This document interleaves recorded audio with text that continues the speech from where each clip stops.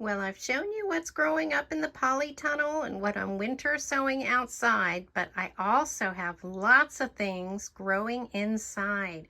I have sowed a lot of seeds this year. And one thing I'm doing that I haven't done in years past is focus a lot on herbs. These are little basils. These are Genovese basil. But one reason I'm focusing on herbs is for my garden. I want to do a lot of herb plants under my vegetable plants and have them all over. And I'm also helping a friend that has a restaurant create some raised herb gardens. He has some little planters and we're going to plant them up.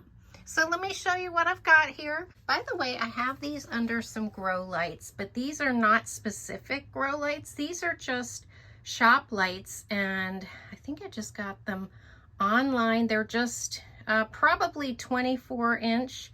I could be wrong about that, but they're just fluorescent lights, and they do such a good job. There's no reason you have to buy grow lights because you'll pay twice as much. So I've done this for about 3 years and gotten some very nice seedlings from the process. So let me show you what's going on. I've got lots of things that were planted at different times. So you'll see plants in different stages. And actually I just planted the tomato seedlings a week ago. So I'm pretty thrilled to see how many have come up. Now, these are not going to stay here for too long, maybe just another week or two. But this is a great way to grow your tomatoes because you will only have seedlings that you're transplanting that you know will grow. If I took a cell tray and put a seed in each cell, I might not have full germination, but this way I can either transplant them to cells or I can transplant them to a snail roll where their roots can grow longer, and that might just be the way I do it because I do have so many. The other reason I have a lot of plants, aside from wanting a lot of tomatoes in my own garden, is that I grow for another friend's family. So I'm growing for myself and my friends, and it's lots of fun to share plants. Yesterday I just planted the zinnia cactus mix, so there's nothing to see there. But as soon as those sprout, I'm going to take those out to the polytunnel and grow them in my winter sowing area. I just want them to sprout, so I've left them here in the warm, and that works really fine with me for zinnias. I start them inside and I quickly take them out once I see a few sprouts coming up. I have Sun Gold Select 2. This is a small tomato variety. It's hard to see my little tags, but I grew those last year and they were wonderful cherry tomatoes, and they're an orange color.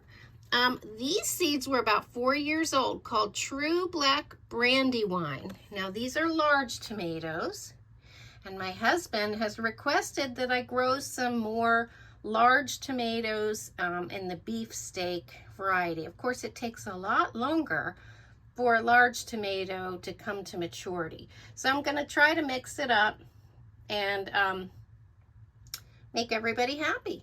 Cream sausage is a small, kind of an oval from what I gather. That was from Baker Creek Seeds. And I had lower germination on that, but there's still plenty of plants coming up. And they might still have some more seedlings come up. And then these red cherries were my tomato jungle last year were red cherries. I think the package of seeds was 4 for $1.25. So I picked up some of these again, and this whole little batch of seedlings cost me 35 cents. You certainly can't beat that. And I have to tell you, it was my most prolific tomato plants. It was an absolute jungle. So if you don't think Dollar Tree seeds are worth trying, I think it's the American Seed Company. You ought to give these a try because I can tell you for sure that they grow really well. And then the Brandywine red large tomato, again, those were Baker Creek seeds and they might have been 3 years old. So I sort of using up some of my nice tomato seeds that I thought might age out, and it seems like all of them germinated. And then in the back, these are classic beefsteak. Again, those were Dollar Tree seeds. So I'll be interested to see how the beefsteaks grow from Dollar Tree. So I have a mix of seeds. None of them I paid more than $3 a packet. Growing vegetables from seeds, you just can't beat it. Now I'm looking at these and I think I'm gonna have to quarantine them. It looks like we have some type of bugs. These are my cayenne peppers and I'm growing these because my son loves them. I'm gonna go ahead and move that now that I've seen it. It's always good to remove any plants that are bothered by bugs and just put them in their own spot. These will survive, they'll be just fine, but you certainly don't want a whole tray of seedlings to be affected by these bugs. But I grow these for my son, Charlie. He really loves hot peppers. Here's another set of plants that I had some problems with. It looks like they have some bug issues going on, but the new leaves in the center that are coming out are just fine. When I move them outside, the cooler weather will help get rid of some of the bug problems, and I will trim off most of the affected leaves, probably all of them. And that'll take care of it, and they'll grow up just fine. And then, oh, the last tomato I have is called an apricot zebra. And this is a bit of a plum tomato. It's beautiful, it's red and orange, and it was my favorite tomato to cook last year. So I'm happy to see that those seeds came up.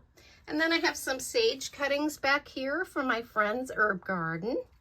And I have some moss curled parsley, and it's starting to get some true leaves. You can see right there that it's getting those true leaves. They're curly leaves starting to show up. So parsley is always something great to have in the garden, and it's a biennial, and it will often reseed itself as well. So it's a great one to have all over the place. And then I have some dill here. And that's something I haven't grown before. So it also has some true leaves. And over here I have the Genovese basil, which I showed you, and it does not yet have its true leaves. And I'm just starting to see little chive seedlings come up. These two are chives, and both of them should start coming up. Now I water these every day, guys. So this is kind of a labor-intensive way to garden.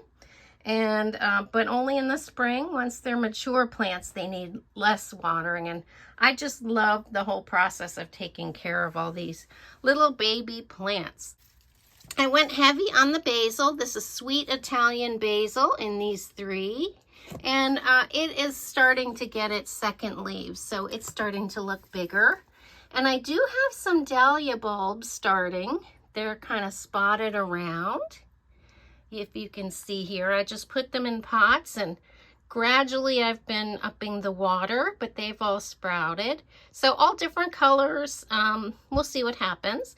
And then I have some red Reuben basil. This was started later than some of the others. And this is a short basil called Fino Verde basil. And it's just a shorter growing variety, and it has its true leaves coming out. So that's really exciting to see. By the time my basil plants are ready to be planted out, all I'm going to do is rip these into a couple pieces and plant the whole clump. And that's all you need to do. There's no need to prick out every single seedling. I think plants grow better in clumps anyway, especially herb plants. And then over here, dahlias Unwin's mix. I only got a few to germinate, but it looks like I have about 5, and that's these plants here. But I'm kind of interested to see what dahlias look like grown from seed. That's a new experience for me. And then the Dusty Miller Silver Dust, I have many of those plants outside already because I grew them from seedlings last year. And their true leaves, once they start to get them, turn silver. It's the older foliage. So they sprout up looking green, and then the older, more mature foliage turns silver. And then on the end, I just planted some more red night marigolds, and those are red with kind of a golden center. They're short growing French marigolds. So I'm excited to see those. I have some that already sprouted, and they've already been moved to the polytunnel. Oh, and last but not least, I'm growing stevia plants, I hope. I've never done this before, but I've heard it's pretty easy and I thought it might be a useful thing to have. And the last thing I'll show you are some more of my dahlia tubers that have sprouted. They're all up here just getting a little bit of light. And when everything gets warmer, guys, I'll start getting these accustomed to being outside before they're planted in their final locations. So as you can see, I've got a lot on the go. I'm very excited about it. Lots of tomatoes, lots of herbs, lots of flowers. I think it's going to be a great garden season. And hopefully I can get all of these mature enough to get out into the garden. I hope you're starting some seedlings and having fun as the weather warms up where you are. And I'll see you next time.